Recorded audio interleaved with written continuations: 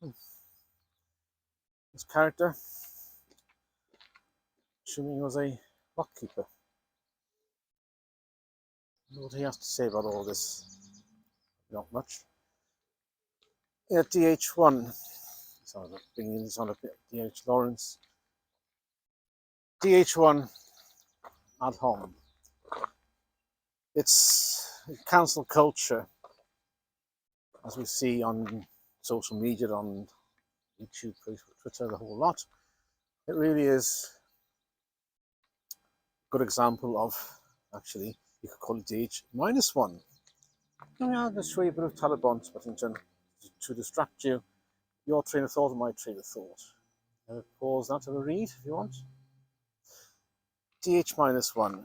I think Paul Graham missed a trick there in not describing that. That really is the cancel culture, isn't it? Where you can't even engage with somebody making an opposing point of view, and so you don't even have an argument. You just cancel them. You invade a lecture.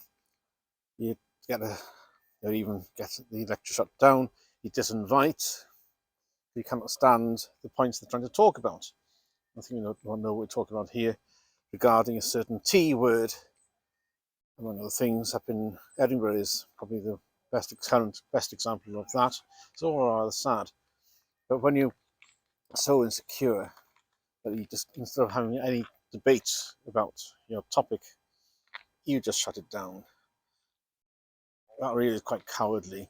You don't even call them names. You just invade, saying, no, they must not speak. You cannot discuss that because it is an ism or an ist, or they're a phobe in some way.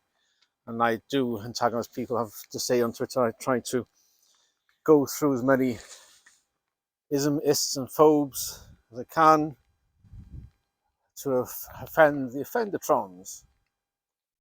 Yes, it is rather childish, I know, but really, what is there any point in doing anything much else with them? Are they able to engage? No, because they just trigger. That's the point. There are too many in the public sphere. Really shouldn't be, if they're that immature. There are too many students in higher education. Really shouldn't be in higher education if they're unable to accept that somebody has an opposing point of view, and they go all snowflake and they just shut things down rather than trying to engage in any meaningful manner. So the children, that's the point really, isn't it? They're just still are chadults, and go back to chadults again. Are they able to, are they willing to engage? No. And the same sadly can be said for rather too many lecturers. One guy I used to know, he used to wear a pussy hat. Real feminist, anti-Trump of course, just because, I mean, that was the whole thing with higher education, just so opposed to what they see as discrimination. We don't see that they are so bigoted towards anybody with an opposing view, having a sensible discussion.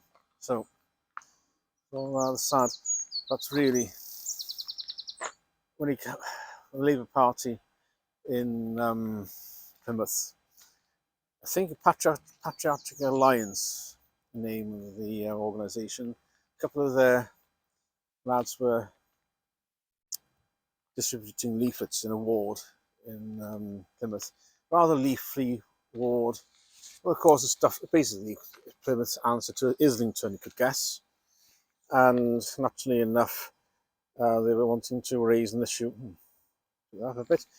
Wanting to raise an issue with on a certain I word, which I probably don't dare to mention. And cultural identity is probably a good couch word to describe, couch term to describe it. And cited a study from Oxford on the rear of the leaflet. And of course, that's triggered the lecturers who lived in the area and the various researchers and scientists and whatever else. And of course, that then jumped on the councillors and neighbouring MPs and said, "Oh, if you see this leaflet, we'll make sure we'll try and get them reported." Well, reported for what? This leaflet making factually correct, I could say, A statement, quoting a statement from Oxford University, and that's pretty much it. So instead of engaging, the attempt was made just to get it shut down. No other reason, no discussion, just shut down. Is that where we are, really? And are they that insecure of their point? Or they just reach for the ban button?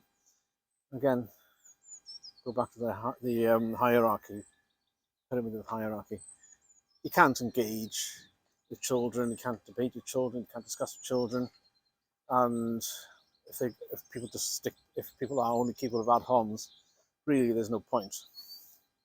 So you just brush them out, really. Life's too short that I certainly don't have any energy. Oh, the cults are fighting. So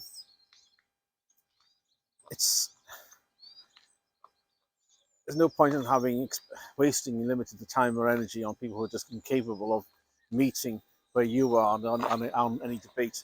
And if they don't acknowledge, or even if they won't acknowledge the data you're trying to cite, that there is data, and do they try and dispute it?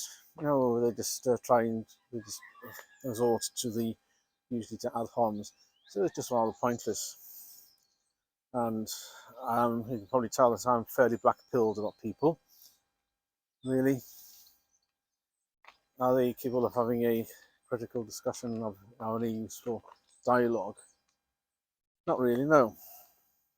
It's all rather, well, what does it say about where we are? I mean, we're just operating from one knee-jerk policy to another, and spending colossal amounts of money to not solve various problems, like the CC issue, what used to be called anthropogenic global warming. Yeah, it's heading towards net zero to not generate any electricity, while charging us an absolute fortune from the process. But that's another contentious term that we'll probably see. I'm probably steering close to the wind here, but from rather overcast Nottington. Yeah, well, I'll see you another day.